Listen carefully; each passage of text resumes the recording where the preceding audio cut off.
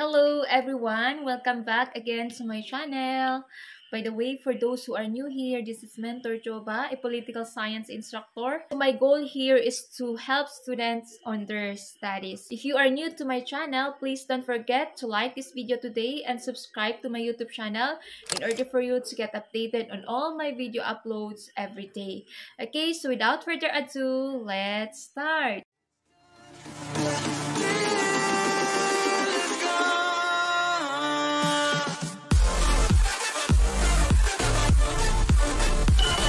Okay, so last time we have discussed about the meaning of cultural globalization, and now we will proceed in discussing the pros of cultural globalization. So ano ba yung mga positive impact or mga magagandang dulot ng cultural globalization? Before we start discussing the four pros of cultural globalization, may I ask you to write something or any idea about the pros of cultural globalization on the comment section? Okay, so I'll give you 5 seconds to do that. 1, 2, 3, 4, and 5. Okay, so since you are done, let's proceed. So, ano ba ang mga ito? So, 4 lang ang ibibigay ko sa inyo. So, ang isa dito is this.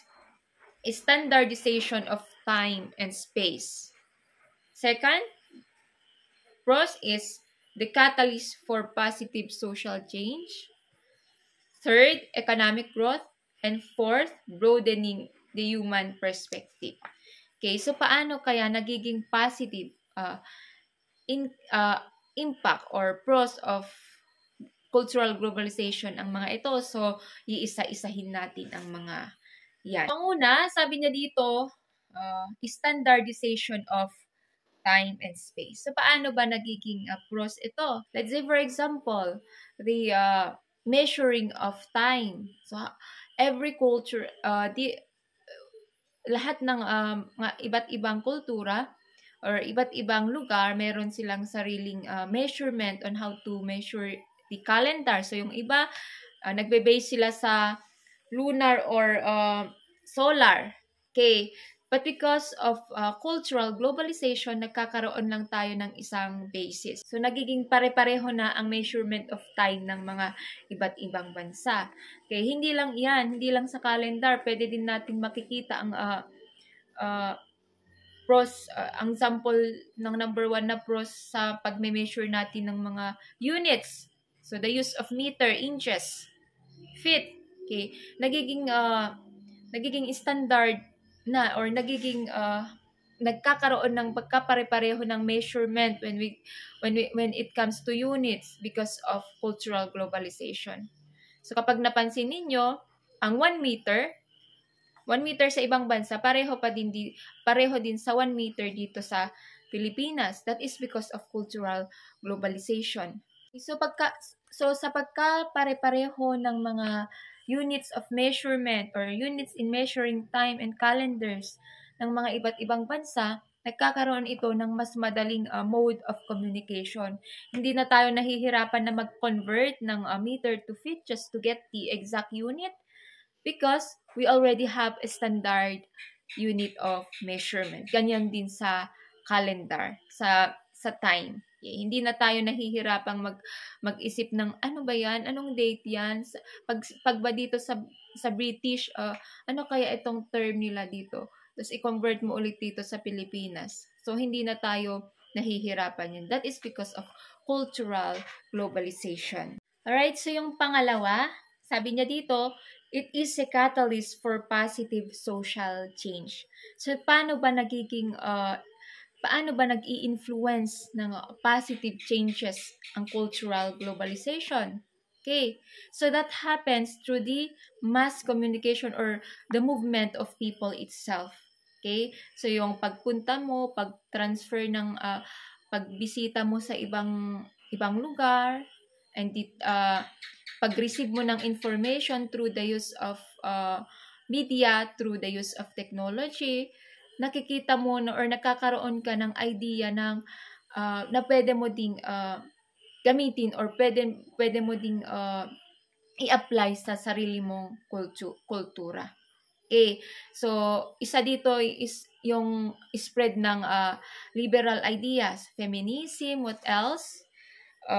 Democracy, freedom. So those liberal ideas were also adapted in different culture na kung saan wala yan. So that is because of cultural globalization. Maybe siguro nung pumunta yung presidente ng let's say for example Pilipinas sa Amerika, nakita niya, example lang yan, nakita niya na ay maganda pala ang i-adapt natin ang democracy para sa Pilipinas. So in that way, that leader is also trying to adapt or to do a positive change on his or her country. So hindi lang ganyan. The movement of people itself will allow them also to gain more ideas that can possibly make or turn into a positive change. Yung parang na-open up ba? Kumbaga, nasa box ka lang, andun ka lang. Kung ano lang yung meron doon sa box na yan, yun lang ang alam mo. But because of cultural globalization, na-apply, dahil pumunta ka sa ibang bansa, pumunta ka sa isang lugar, nakita mo na ay, mas maganda palang i-adapt ko itong pagkain na to dahil parang masarap siya. Masarap pag dalhin ko sa amin dahil bagong-bago ito. Okay? In that way, nadadagdagan din yung mga menus nyo sa bahay ninyo. That is an example of a positive change that is bring about by the cultural globalization. Okay? So, what's the third? So, it says here, one of the pros of cultural globalization is for economic growth. So, ano kaya ito? Sabi niya dito, cultural globalization creates greater opportunities for wealth creation as it allows businesses and people to move and operate across different geographies with greater ease. Okay? So, it will also allow economic growth. So, hindi ka lang na-embed or hindi ka lang nagkakaroon ng negosyo sa lugar mo, but because of cultural globalization, pwede ka ding magkaroon ng negosyo sa ibang bansa. Pwede ka ding bumisita sa ibang bansa, pwede silang pumunta sa iyong lugar. So that is one of the impact. Kapag okay, so isa ding situation dito na idudulot niya sa cultural sa economic growth is is focused merely on business. So let's say for example, the spread of the English language. Okay, so alam naman natin ang English language is the universal language wherein kung saan doon nagmi-meet yung mga tao. So dahil na-spread yung language na yan, dahil na-adapt yung lengguwahe na yan, lengguwahe ng Amerika, sa India, sa Pakistan, or sa Pilipinas, ibig sabihin, pwede ding magnegosyo or pag-transact ang mga tao sa Amerika dito sa Pakistan, Pakistan, India, and Philippines. Pwede silang makitransact ng business dahil nakakaintindihan sila ng lengguwahe, and that is English. Okay?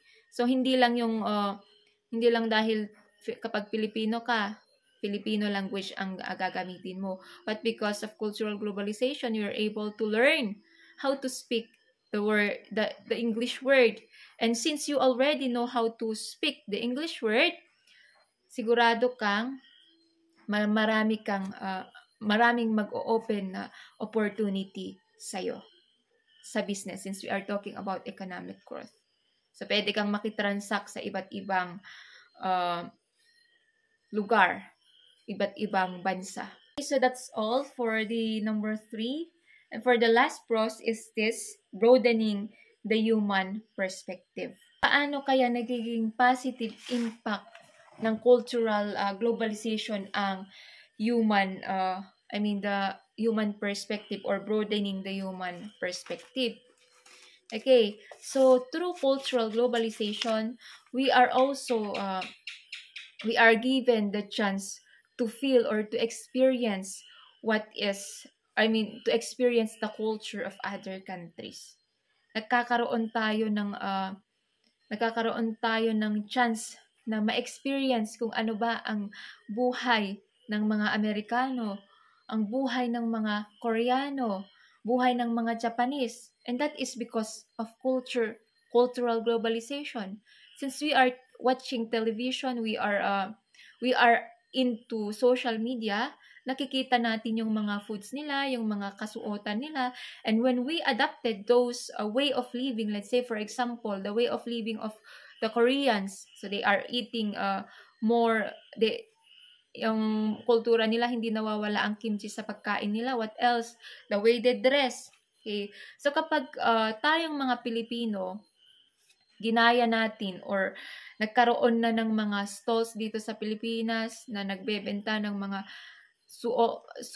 kasuotan ng mga Koreano, tapos food or pagkain ng mga Koreano, we will pag bumili tayo doon, natikman natin,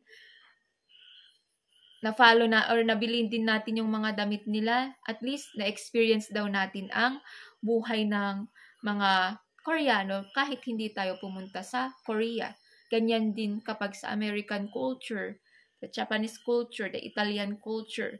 So, mga ganyan. So, yung mga kinakain natin ngayon, kinakain natin na foreign dito sa Pilipinas, those are one of the pros of cultural globalization.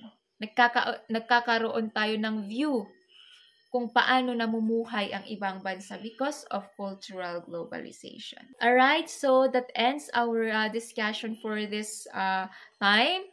And if you have any question, please don't hesitate to write them down on the comment section, and I will give you back a reply once na nabasa ko. And if you are new to my channel, please don't forget to like this video today, subscribe to my YouTube channel, and please share it also to your friends. Okay? Subscribe to my YouTube channel in order for you to get updated on all my latest uploads. Okay, so goodbye everyone!